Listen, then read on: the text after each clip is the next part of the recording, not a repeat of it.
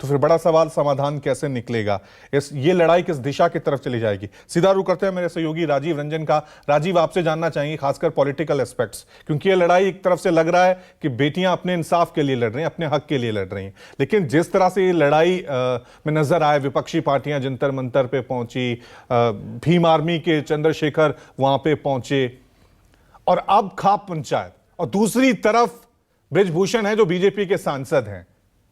ये पॉलिटिकल लड़ाई भी नजर आ रही है। इसका समाधान आगे क्या निकलेगा और इंपैक्ट क्या पड़ने वाला है?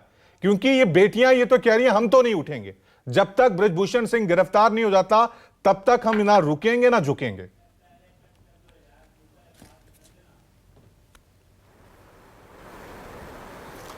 देखिए रवि, ये शुरू से ही मामला इतना पेचीदा है। जब पहली बार ये पहलवान बैठे और इन्होंने आरोप लगाया, तब उन्होंने कोई गिरफ्तारी की मांग नहीं की थी। तब उन्होंने बृजभूषण शरण सिंह को हटाए जाने की मांग लेकर वो धरने पर बैठे थे।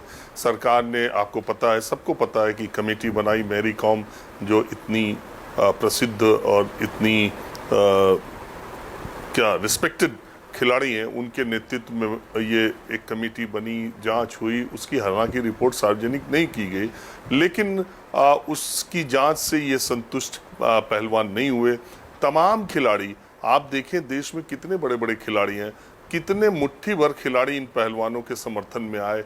ज़्यादातर को या तो अपने करियर की चिंता है, या ज़्यादा ये भी हो सकता है कि पता नहीं इन आरोपों से वो मुतमईन हैं कि नहीं है।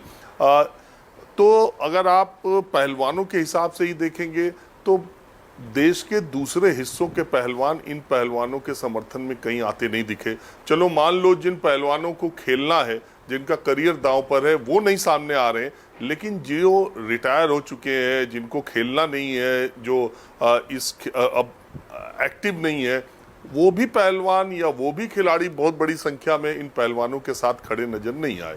दूसरी बात, ये पहलवान और ये साक्षी मलिक, विनेश फोगाट कोई छोटी मोटी हस्ती नहीं है। ये अंतर्राष्ट्रीय स्तर पर देश का मान ऊंचा करने वाली लड़कियां हैं, और कोई भी दुनिया की कोई भी महिला लड़की इस स्टेज पर, इस स्तर पर पहुंचने के बाद शारीरिक शोषण का आरोप किसी व्यक्ति पर लगाए, ये कोई मामूली बात नहीं है, ये बहुत बड़ी बात है।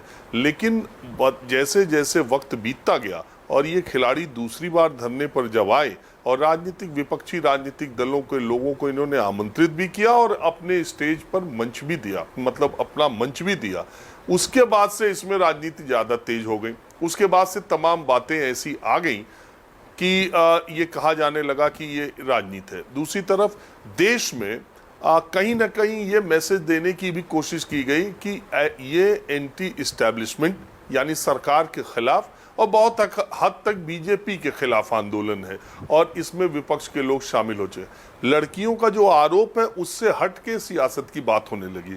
ठीक वैसे ही जैसे मुझे याद आता है कि किसान आंदोलन के बारे में जो एक गलतफहमी या एक जो नैरेटिव चलाया गया कि ये हरियाणा और पश्चिमी उत्तर प्रदेश के जाटों का आंदोलन है, इससे ज़्यादा कहीं नहीं है, और पंजाब के सिखों का है। उस आंदोलन को सीमित करने के लिए या उसको एक तरह से एक नैरेटिव सेट करने के लिए यह कहा गया कि हरियाणा, पंजाब और पश्चिमी उत्तर प्रदेश के जाट सिखों का ये जो है 26 जनवरी की जो घटना हुई, उसके बाद सिखों और जाटों में एक डिफरेंस पैदा करने की भी कोशिश की गई।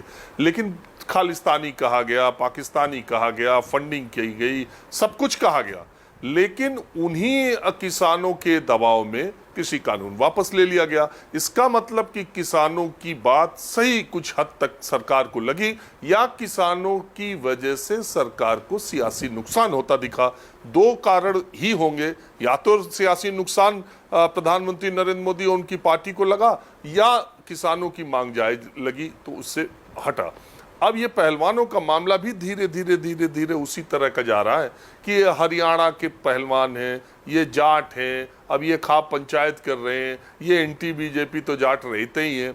अब ये नैरेटिव सेट करने की कोशिश की जाएगी, लेकिन मूल मुद्दा ये है कि जो आरोप इन लड़कियों ने, पहलवानों ने लगाया, उसका क्या है।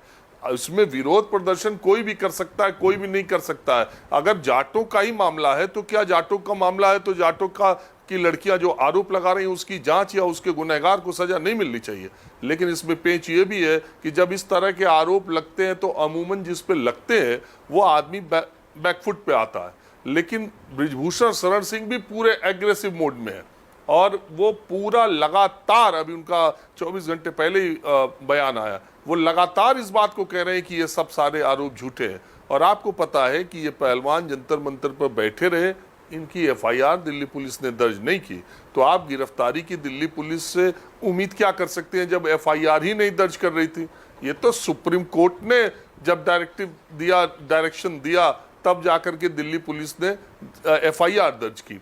तो आम आदमी को एफआईआर दर्ज कराने में कितने पापड़ बेलने पड़ते हैं, और जो ऑफिसेज में और दूसरी जगहों पर लड़कियां काम कर रही हैं, जो महिलाएं कामकाजी महिलाएं हैं, और तमाम जगह उनको ऐसी स्थितियों से दो चार होना पड़ता है, वो चुप रह के सहती हैं। और ये जो मामला है, ये उन तमाम महिलाएं और लड़कियां इस मामले की तरफ देख रही हैं कि अगर ऐसे ही होता रहा, तो अगर इतने बड़े लोगों की एफआईआर नहीं लिखी जा रही, इतने बड़े लोगों के आरोपों पर अभी जांच चली जा रही, तो एक सामान्य महिला, एक सामान्य लड़की का क्या होगा आरोप लगाने पर। लेकिन इसका दूसरा पक्ष है कि अगर इस तरह के आरोप लगा ही दिए जाएं, देखिए इसमें रवि, बहुत लोगों को मालूम भी नहीं है, कई सारी टेक्निकलिटीज हैं।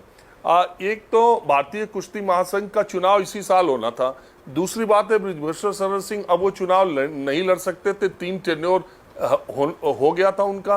अब ये माना जा रहा था कि वो अपने बेटे को लड़ा देंगे या अपने किसी को लड़ा देंगे।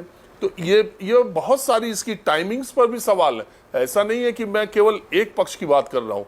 बृजभूषण शरण सिंह ये कहते हैं कि जो उन्होंने कुश्ती के नियमों में बदलाव किया, उससे हरियाणा के पहलवानों को दिक्कत हो गई, उससे जो उन्होंने 2 सेंटर बना दिए, एक सेंटर सोनीपत, दूसरा सेंटर लखनऊ, ये वो अपने तर्क देते रहते हैं। अभी मैंने 3-4 दिन पहले ही इन खिलाड़ियों से बात की, साक्षी मलिक ने एक बहुत इंपॉर्टेंट बात कही।